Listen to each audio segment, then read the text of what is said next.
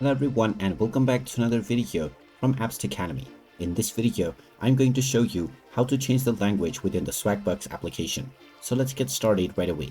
First of all, open up the Swagbucks app on your device. And when you open it up, you will be taken into the login page if you haven't logged into your account already. Just proceed forward with your Google account or your email address and your password, and now you will end up within the home page.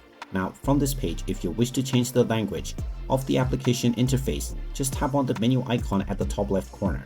This will now open up the menu page. From here, click on settings and you will now see the language option. Go ahead and tap on whichever language is currently selected, and now you will be able to choose from a list of various languages that are available for the Swagbucks application. Just choose whichever language you prefer and the application will restart and change into this language that you have just selected right away. You can come back to this menu and change into any other language at any point of time within the Swagbucks application. And there you have it. That is how easy it is to change the language within the Swagbucks application on your smartphone.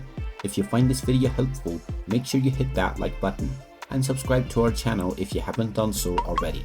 Also ring that notification bell to never miss another update from us. Thank you for watching and I will see you again in the next video.